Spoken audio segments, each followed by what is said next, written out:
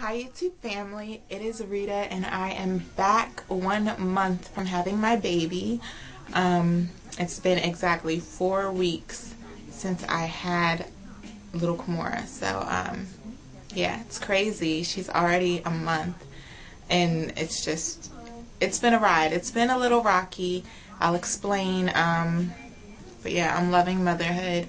And I hope everybody else who's had their babies is loving motherhood too. Congratulations to all the new mommies and the new babies that you know, have happened in November and the beginning of December. I think a few have had their babies. So congrats to all of you guys. Okay, so I really don't know what to talk about. I'm gonna have you guys asking some questions. I'll have to answer a few of those if you guys inbox me or leave me comments. But other than that, me, 1 month postpartum, I will say that my first 2 weeks home were pretty rocky. Reason being, she was 8 pounds 1 ounce when she was born, and I ripped when I had her, so I did have to get an episiotomy. Now, when you get an episiotomy, they tell you to take it easy, you know, just because you have stitches. And I remember asking the doctor when he was actually giving me the stitches, how many stitches did I have to get, and he didn't answer me, but I heard him tell the nurse that I had a 3-something tear. Like, I don't know how they scale it, like 1, 2, 3, whatever the terminology was he used, but it was a 3 whatever tear. So I don't know what that means. But anyway, at the hospital it wasn't too bad. They gave me the pads that you crack that have the ice in there. They also gave me the oh, what is it called? I don't know what it's called, but the thing that you hook up to, well, in the hospital it's like hooked up to the wall, and it has like soap, and you can spray it when you're using the bathroom, and then they give you one to take home, and you hook it up to your sink, and it has a big tube that goes over that you can use while you're using the restroom to help wash your stitches and things like that. So they gave me that. They also gave me the spray to use, the Dermaplast spray, which like cools you and makes you feel alright down there.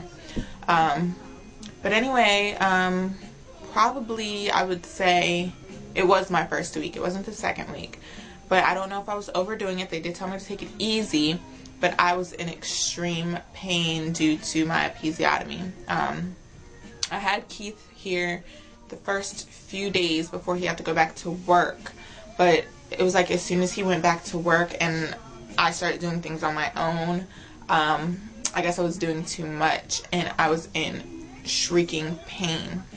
I didn't know what was causing it, but like I couldn't sit, I could barely move.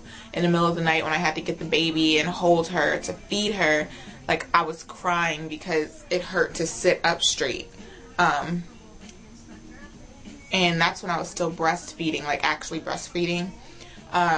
So I was doing a lot of the laying down breastfeeding because it just hurt so much to actually sit up. Another thing, I know back in the day, you weren't, you know, you and the baby had to have a bowel movement before you were able to leave the hospital. My hospital, only the baby had to have a bowel movement. I didn't.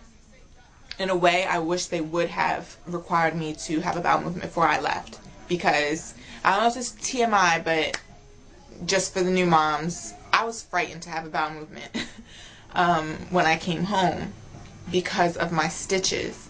They were painful enough, and I was just afraid that if I had a bowel movement, it was going to hurt so much. And I knew I had to have one, but I would not go. Because as soon as I felt like I had to go, it felt like my stitches started to hurt more. Big mistake. If you have to get an episiotomy or you have a bad tear when you have your baby, I would just recommend, I took it out the room, but stool softener. They tell you to use stool softener.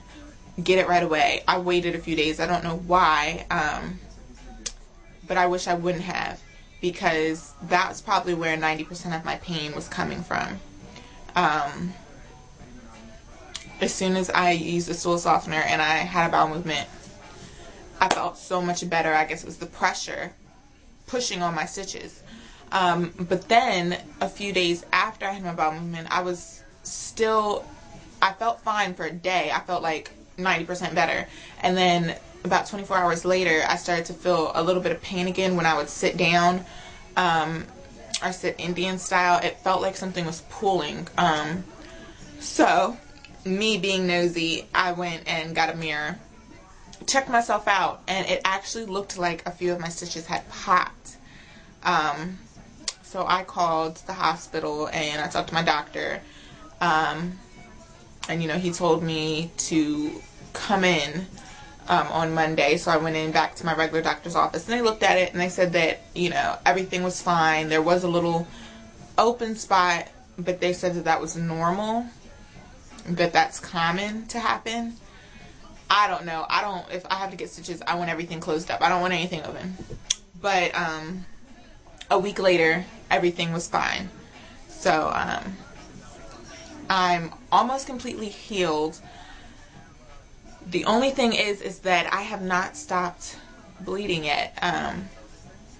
To the second week after I came home, it stopped for a few days and then it started up again. I asked my doctor why hadn't I stopped yet. Their answer again, you know, every woman is different, and that I may be overexerting myself, just like with the stitches problems. So I don't know. Keith has been back around helping a lot more.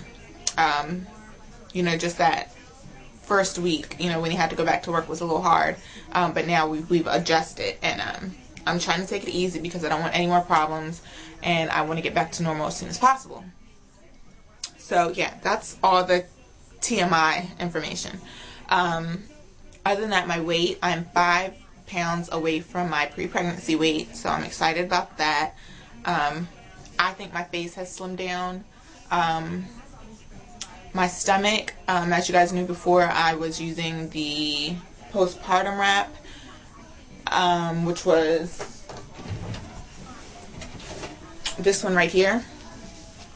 Somebody asked me, they sent me a comment, where did I get this one? This one is actually by Especially for Moms, and it's sold at Babies R Us for about $20, $24, I think.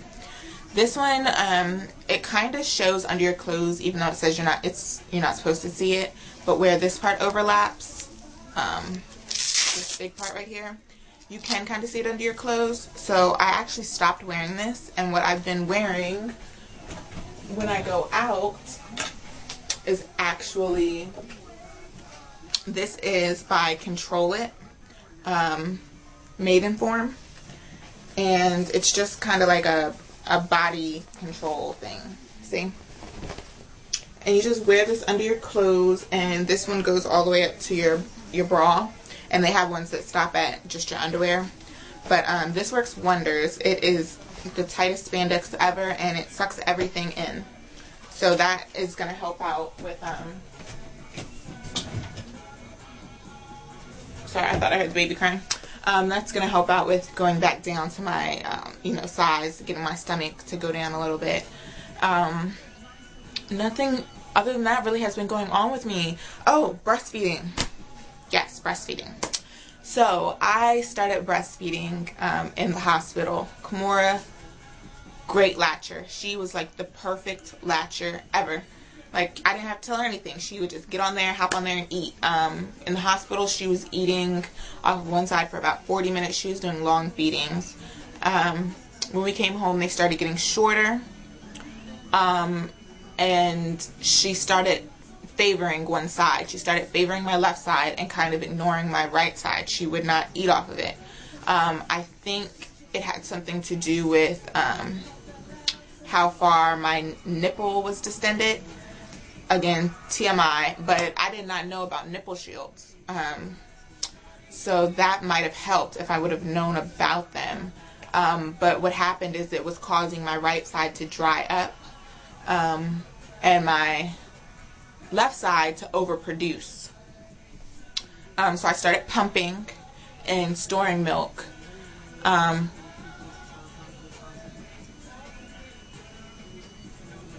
Sorry, I keep thinking that I'm hearing her cry. Yeah, that's something else. Like, everywhere I go now, I think I'm hearing a baby cry. Like, it's weird.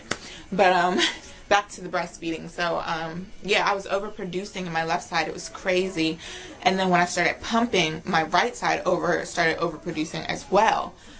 And I just had crazy, leakage. It was crazy. I was changing my bra, my shirt about 3 times a day. Matter of fact, I do hear her crying. I'll be right back.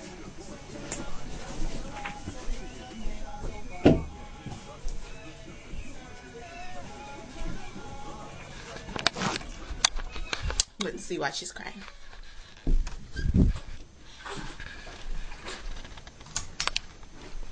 Hey! Hey, man! Did you lose your pacifier?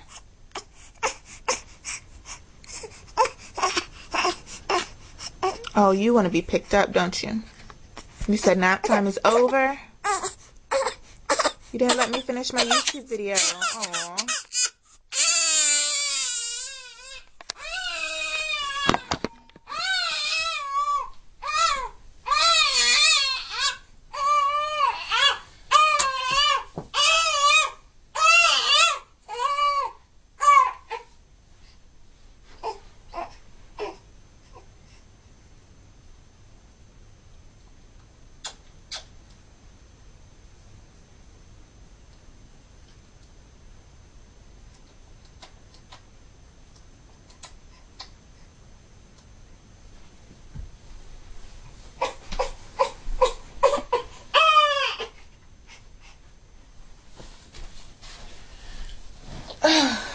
Okay. Sorry about that. So yeah, so overproducing, I was leaking like crazy. I asked my doctor about it. He was just saying how some women overproduce and some women don't produce enough. So what I ended up having to do, because I ended up starting having to leave the house to go a lot of places, and the breast pads, I could not find a breast pad that would keep me from leaking at all. So it was an embarrassment to go out in public. And basically I just couldn't go out in public.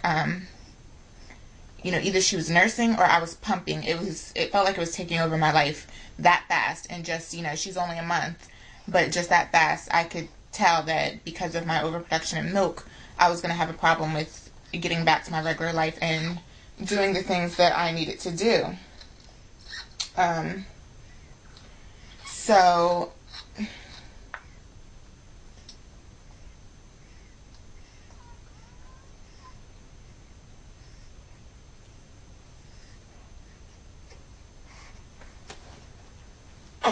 sorry. Yeah, so I just had to, I pumped like crazy and I stored a whole bunch of milk away in the freezer, and I had to do a on the spot, you know, dry out. Like, I did it sporadically. I didn't do it over time. And I do know that they say that that's a bit dangerous because of the engorgement and you can get an infection. For me, it wasn't that bad. I had a little bit of pain. I took some Tylenol, and in 3 days I was drying up. I'm dried up now. I'm completely dried up a month later. So, yeah, I had to start her on formula. But because I had so much breast milk in the freezer, I was giving her that, and then I was replacing like one feeding with formula so that I could slowly, girl, what did you do?